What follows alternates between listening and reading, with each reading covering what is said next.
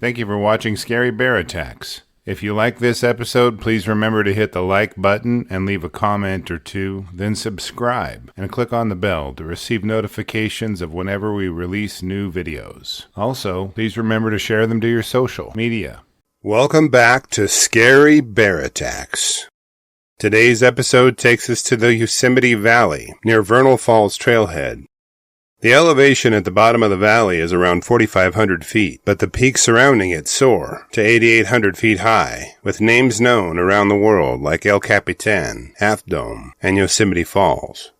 The granite mountains give way to California black oak, incense cedar, white fir, and ponderosa pine forests as the Merced River winds through the valley. This area is crisscrossed with trails packed with hikers and trail runners, but humans aren't the only ones who use these trails. A bumper crop of wild raspberries in the area has led bears to meander the valley bottoms while nibbling the seasonal delicacy. A sow and her cubs were recently observed near campgrounds, and bear activity in the area has experienced a recent uptick due to the presence of the berries. Black-tailed deer roam the area, and recently reintroduced to the area, Sierra Nevada bighorn sheep defy gravity on the cliffs. The predators of this area include mountain lions, coyotes, and a black bear population that has become very dependent upon human resources for food. On July 7, 2024, 33-year-old Jon-Kyle Mohr was just about to finish one of the most demanding runs he'd ever participated in. He had planned for the last several years to run from his home in June Creek on a course that would take him 50 miles through some of the most rigorous and grueling terrain in the world. The course would end in the Yosemite Valley and notch another amazing accomplishment in the ultramarathoner's life. It wasn't only the rigorous and steep terrain that Mohr would be fighting to overcome on his run. The temperatures on this day would reach 107 degrees Fahrenheit, which would tax the hardiest of souls and break most runners' wills like the dry pine needles that litter the ground. There were many environmental factors that challenged Mohr, but unbeknownst to him, his greatest challenge would come from a much more unpredictable source. Like most of the public, Mohr was unaware that wildlife researchers were darting black bears in the area for research purposes. Earlier in the day, they'd tranquilized a black bear, and while it was sedated, had slipped a radio collar around its neck. They intended to track its whereabouts and learn how to intervene with problem bears while not culling them without absolute necessity. The bear they had tranquilized had been known to sneak into trash bins to find food instead of seeking out natural sources like most bears in the area. This behavior is dangerous because it increases the bear's familiarity with the presence, sounds, and scents of human beings in their dwellings. As evening set in, Mohr was only a few hundred yards from completing his epic journey. As the shadows grew longer, his focus was exclusively directed to finishing his goal. Out of the corner of his eye, he saw a large black blur suddenly rush toward him. In the flash of time measured in fractions of a second, severe pain shot through Mohr's shoulder just before he was sent spilling in the other direction. The force was as powerful and disruptive as being hit by a truck.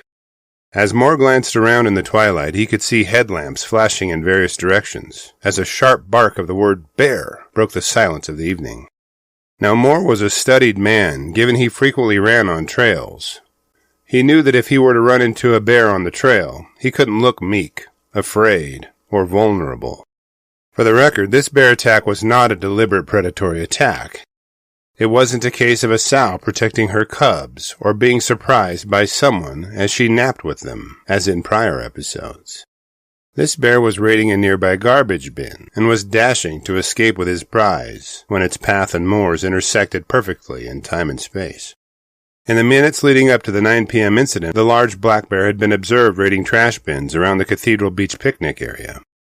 After it finished eating the scraps there, the bear made its way up to the Upper Pines campground and filtered through the trash bin there. As the bear and Mohr slammed into one another, the bear instinctively swatted the man's shoulder a couple of times in rapid succession. The impact from the collision sent both of them in different directions, but the bear wasn't done with Mohr. Upon collecting his wits, Mohr looked up and could see the massive black bear slowly walking in his direction. It may have thought that Mohr was trying to steal its delicious bag of trash, but regardless of its thoughts, the bear approached him in a threatening manner. Falling back on his training, Mohr stood to his full height and roared at the bear to intimidate it. He slapped his running poles on the ground, demonstrating them as potential weapons to the bear. Just in case Mohr's efforts to drive the bear off weren't enough, nearby campers ran toward the bear while banging pots and pans. Now encircled by a boisterous crowd of upset people, the bear was overwhelmed and intimidated. It turned tail and charged into the trees nearby, leaving Mohr bloody, but safely surrounded by supporters. As a reminder of the cause of the incident, a bag of trash, likely stolen from one of the camps, remained in the middle of the trail. An ambulance soon arrived at the location and began applying bandages to Mohr's wounds. The bleeding was stopped, and his wounds were deemed to be non-life-threatening. Following the bandaging, Mohr declined transportation to the hospital for any further treatment. Mohr is a throwback to tough runners who risked their lives bounding through wilderness occupied by lions and bears in Africa, Europe, and the Middle East. Mohr completed the 50-mile route through mountainous terrain in almost exactly 16 hours. Following the bear attack, Mohr was left with a tattered hoodie, shirt, and running vest. 2 distinct gashes were slashed through the flesh of his shoulder. Summing up the bear attack, Mohr stated that both he and the bear had equally crazy days. He thought back that if he had taken a short breather only a few minutes before the attack, he may have avoided the collision and attack altogether. Mohr finished by pointing out that if the bear had intended serious damage to him, it could easily have inflicted it. In Yosemite National Park, there have been 10 reported bear incidents so far in 2024. That number is down 10% in comparison to the prior year. Park rangers indicated that they used the bear's radio collar to track its location, but there was no source that indicated if any action was planned against the bear.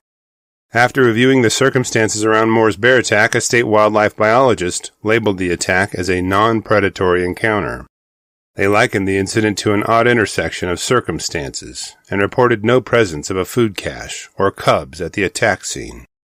Speaking of cubs, our Cub Tier membership on Patreon, linked below, will give you early ad-free access to our episodes, and the $3 per month goes a long way in helping me continue to produce content like this. After reviewing the facts surrounding this episode, I'm left with a few questions for you. Even though wildlife officers declined to state the reason this bear was collared, do you think this bear was a problem bear? Would you support its culling and removal from the local black bear population? Would bear spray or a firearm be useful in preventing this attack, or was it too random to be preventable? I'll gladly read and reply to your thoughts, so please post them in the comments section below, and let's talk about it.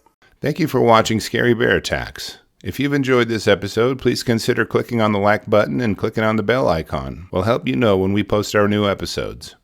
Posting our video links to your social media profiles furthers awareness, and it's fun. We slashed our prices in our merch store, linked below, so check out the bargains there while you shop. As a member of our human community, remember to adventure bravely and be careful out there, especially in bear country.